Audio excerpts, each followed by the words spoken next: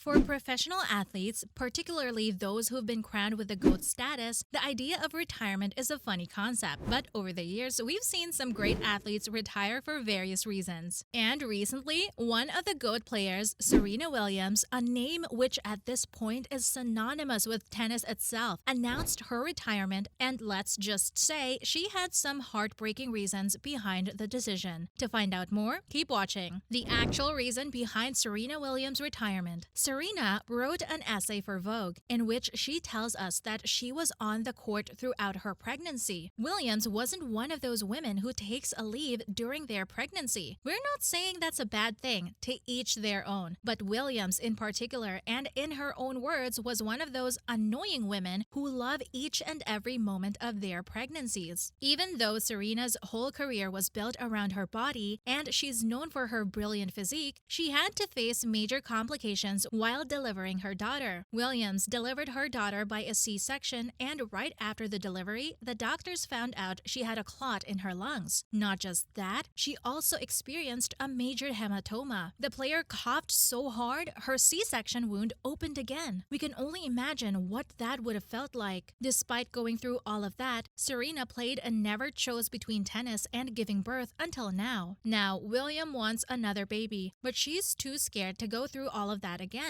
She played while she was still breastfeeding her daughter and while she had postpartum depression. Sadly, the 23-time Grand Slam winner still couldn't reach the goal she wanted to career-wise and went through some complications that she'd rather avoid knowing that she wants another baby. So, all these struggles led to her retirement. Moving on, why did Serena call her retirement unfair? Serena wrote an essay for Vogue where she got into the details of how she came to the decision of retiring. We've seen Serena be one of the most outstanding and talented players the world has ever seen, and we don't just appreciate her accomplishments, but for what she's endured throughout the 2 decades of her career. Yes, 2 decades worth of public commentary on her body, her race, her anger, her wardrobe, her very womanhood. She's seen it all. So when the legend wrote the essay for Vogue, she made sure her feelings towards this ending was clear. We see a constant sad tone throughout Serena's essay. The player said it was unfair that she had to choose between tennis and family. She said if she were a man, she'd never have to make this decision. She'd continue to be on the court while having a family life. It's sad to see someone who's really passionate about their work make a decision this hard just because they were born with a certain sex. What is Williams expecting from life after her retirement? Serena's admitted she's scared of the future. She wrote that she's talked to her therapist about her life after tennis and that she starts crying every time the topic pops up. We agree it's sad. Imagine having to pick between the two things you love the most. We most certainly could never. But Serena also mentioned that she's excited to spend more time with her daughter. She's happy that she'll be able to do all those things that her mom did for her. Williams said she can't wait to teach Olympia how to tie her shoelaces, to read, to tell her where babies come from, and about God. While all these are daily life things, she also wants to teach her about the struggles that come with being a woman. The 40-year-old tennis player reflected on the challenges she had to face being on the court and being paid less. Serena wrote in her essay, "Men are writing those big checks to one another, and in order for us to change that, more people who look like me need to be in that position, giving money back to themselves." Williams admitted that she's sad about leaving her career and that she'll miss that version of herself, that girl that played tennis. Besides that, she talked about her future eagerly. Serena also added that she'd now like to focus on how she was during those years and how she won all those slams and not what she'll be doing further. We can only thank Williams enough for her contribution to the athletic world and for paving the way for young girls, young black girls especially. It's because of her they'll be able to be themselves on the court, wear whatever, do whatever. The legendary figure won't really leave us, even when she finally puts her racket down. Even though she may not be able to simultaneously serve the gods of tennis and motherhood, she'll continue to inspire future generations of athletes to pick up rackets. A legacy like that is more than just numbers. Now, moving on to some other news. Simona Halep and Haddad Maia come face-to-face for the Canadian WTA title. At the WTA Toronto Masters on Sunday, Simona Halep will compete for a 3rd Canadian championship against tenacious outsider Beatriz Haddad Maia of Brazil. In the semifinals, Haddad Maia shocked 2021 finalist Karolina Pliskova, and Halep used her years of experience in big matches to defeat 7th-seeded American Jessica Pegula.